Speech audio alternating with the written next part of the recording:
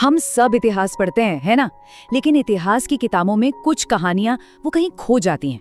बड़े बड़े शहरों और जाने माने नेताओं के शोर में अक्सर दब सी जाती हैं। आज हम एक ऐसी ही भूली बिसरी कहानी को फिर से जिंदा करने वाले हैं। 81 ये सिर्फ एक नंबर नहीं है, बल्कि ये उन दिनों की गिनती है जब आज़ादी सिर्फ एक सपना नहीं थी, बल्कि एक जीती जागती हकीकत थी। एक ऐसी सच्चाई जिसके बारे में शायद ही ज्यादा लोग जानते हों। जी हाँ, पूरे 81 दिन। 1957 के उस बड़े संग्राम के बीच भारत का एक शहर ऐसा था जिसने अंग्रेजी हुकूमत की जंजीरें तोड़ फेंकी थी और अपनी आज़ादी का परचम लहराया था। ये उस दौर का एक बहुत ही असाधारण लेकिन लगभग भुला दिया गया किस्सा है। तो सवाल ये है कि ये कहानी है किस शहर की?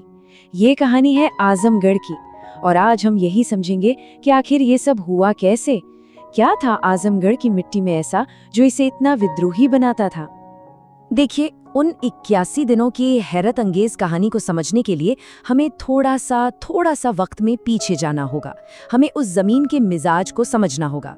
तो आइए पहले आजमगढ़ के अतीत से मिलते हैं। यहाँ स्क्रीन पर देखिए, ये कुछ तारीखें हैं, लेकिन ये सिर्फ तारीखें नहीं, ये एक शहर के विद्रोही किरदार के बनने की पूरी कहानी है। प्राचीन राज्यों का हिस्सा होने से लेकर 1665 में इसकी बुनियाद रखे जाने तक और फिर 1832 में एक अलग जिले के तौर पर अपनी पहचान बनाने तक, हर पड़ाव ने इसके अंदर वो आग भरी जो 1857 में एक शोला बनकर भड़की। और जो सबसे दिलचस्प बात है ना, वो तो इसके नाम में ही छुपी है। आजमगढ़, गढ़ मतलब एक किला, एक मजबूत तुर्ग। सोचिए, मानो इस शहर के नाम में ही इसकी किस्मत लिख दी गई थी कि ये आगे चलकर विद्रोह का एक ऐसा मजबूत गढ़ बनेगा जिसे तोड़ना आसान नहीं होगा। इस शहर की नींव 1665 में आजम शाह ने तमसा नदी के किनारे रखी। मतलब इसकी स्थापना ही एक बहुत सोची समझी रणनीतिक जगह पर हुई थी, जिसने इसे हमेशा से एक खास पहचान दी। लेकिन इसकी जड़ें वो तो और भी गहरी हैं। ये इलाका पौराणिक कोसल साम्राज्य का हिस्सा रहा है। दुर्वासा जैसे महान ऋषियों की तपोभूमि रहा है। मतलब यहाँ की मिट्टी में सिर्फ इतिहास ही नहीं, बल्कि एक आध्यात्मिक ताकत भी थी, और यही ताकत विद्रोह के लिए एक मजबूत आत्मबल बनी।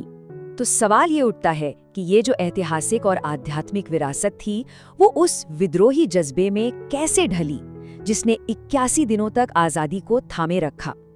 इसका जवाब हमें इसकी संस्कृति में मिलता है। यहाँ विद्रोह कोई एक दिन की घटना नहीं थी, वो यहाँ के लोगों के स्वभाव में, उनकी कला में, उनकी सोच में रचा बसा था। आज़ादी की जो भावना थी वो कोई बाहर से लाई हुई चीज नहीं थी, वो यहीं की मिट्टी से उपजी थी। जैसे कि यहाँ की मशहूर ब्लैक पॉटरी को ही ले लीजिए। निजामाबाद की काली मिट्टी से बने ये बर्तन सिर्फ एक कला का नमूना नहीं है, बल्कि ये आत्मनिर्भरता और स्थानीय गौरव का प्रतीक हैं। ठीक इसी तरह साहित्य और अध्यात्म ने लोगों को वो दिमागी मजबूती दी जो किसी भी बड़ी लड़ाई के लिए सबसे जरूरी होती है। और जब जमीन में विद्रोह की चिंगारी हो तो वहाँ की कलम से भी तो आग ही निकलती है ना? इस मिट्टी ने अयोध्या सिंह उपाध्याय हरिऔध से लेकर महान शायर कैफी आजमी तक न जाने कितने ही साहित्यिक दिग्गज पैदा किए, और उनकी लेखनी में भी वही स्वाभिमान और बगावत की झलक मिलती है जो 1857 की क्रांति में दिखाई दी थी। तो चलिए अब इस पूरी कहानी को जोड़कर देखते हैं। आखिर ये सब जानना हमारे लिए जरूरी क्यों है? आजमगढ़ की ये कहानी आज हमारे लिए इतनी मायने क्यों रखती है? सबसे जरूरी बात ये है कि ये 81 दिन हमें याद दिलाते हैं कि 1857 का संग्राम सिर्फ दिल्ली, मेरठ या लखनऊ तक ही सीमित नहीं था। ये एक सच्चा जन आंदोलन था जो देश के कोने कोने में, हर गांव, हर शहर में धधक रहा था। देखिए, जो इतिहास हमें पढ़ाया जाता है वो अक्सर कुछ बड़े नामों और जगहों के इर्द गिर्द घूमता है, लेकिन आजमगढ़ जैसी कहानियां उस तस्वीर को पूरा करती हैं। ये हमें आंदोलन की असली गहराई दिखाती हैं, जहां आम लोगों ने अपनी हिम्मत से इतिहास का रुख मोड़ दिया था। तो आजमगढ़ की ये कहानी एक सवाल हमारे सामने छोड़ जाती है। हमारे अपने आसपास, हमारे अपने कस्बों और शहरों के इतिहास में ऐसी ही न जाने कितनी और साहसी कहानियां दफन होंगी जो बस खोजे जाने का इंतजार कर रही हैं।